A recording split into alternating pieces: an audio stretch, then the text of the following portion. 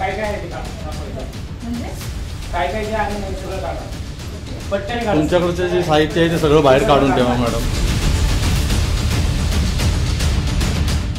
हे काय दोरे काय करता काय करता तुम्ही?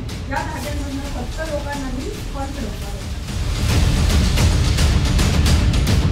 नाही, हे धागा करता काय तुम्ही? कॉन्फिडन्स वाढवतो. अरे पण धागा करायचा काय? हा धागा बांधून देते लोकांना. लोकांच्या हाताला बांधायचा धागा. जसं आपल्याकडे नाव असतो ना. तुझं नाव काय? रुशाली ढोले. माझं स्किल डेव्हलपमेंट आणि ज्योतिषशास्त्र. माझं सर्टिफिकेट दाखवले. काय आहे ते दाखवायचं. म्हणजे काय जे आहे नाही सगळं काढा. पट्ट्याने काढा. तुमच्याकडचं जे साहित्य आहे ते सगळं बाहेर काढून ठेवा मॅडम. सगळं साहित्य बाहेर काढा. हा सर 2 मिनिटं या. सगळं काढा. मोबाईलचा मोबाईल घेतला का? कोण आहे? रवी. हे बसलेल्यांची नाव बसलेल्यांची नाव लिहून. हे पण करा. हे काय दोरे काय करता? ह्याचं काय करता तुम्ही? या धाग्यांमधून फक्त लोकांना मी कॉन्फिडन्स वाढवते. बाकी नाही, हे धागा करता काय तुम्ही? पण कॉन्फिडन्स वाढवते. अरे पण धागा करायचा काय? हा धागा बांधून देते लोकांना. लोकांच्या हाताला बांधायचा धागा. जसं आपला कलावा असतो ना. त्यात काय आहे?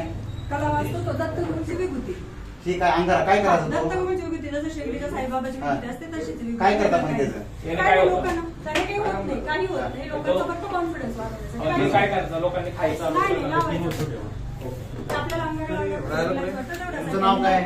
रुशाली ढोले. माझं स्किल डेव्हलपमेंट आणि ज्योतिषशास्त्राचं. माझे सर्टिफिकेट दाखवले. पुण्याच्या पाषाणसारख्या उच्चभ्रू भागामध्ये रुशाली ढोले शिरसाट आणि त्यांचे सहकारी जादूटोना अंधश्रद्धा याद्वारे फसवणूक करत असल्याचा प्रकार आज महाराष्ट्र अंधश्रद्धा निर्मूलन समिती आणि चतुश्रृंगी पोलिसांनी स्टिंग ऑपरेशन करून या बाईचा पर्दाफाश केलेला आहे.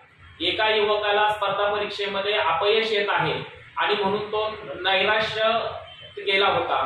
त्यामुळं या युवकांनी समुपदेशक म्हणून या बाईकडे जाहिरात पाहून हा गेला आणि या बाईने या तरुणाला औषधोपचारापासून दूर ठेवून त्याला औषधोपचार घेऊ न देता त्या युवकाला राग खायला देऊन त्याचप्रमाणे पायी धुतलेले पाणी प्यायला दिलेलं आहे.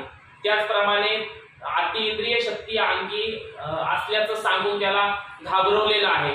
त्याचप्रमाणे त्याला धमकी देखील दिलेली आहे आणि त्याचं आयुष्य हे केवळ 30 वर्षाचं आहे एवढंच त्याला त्या बाईनं सांगितलेलं आहे.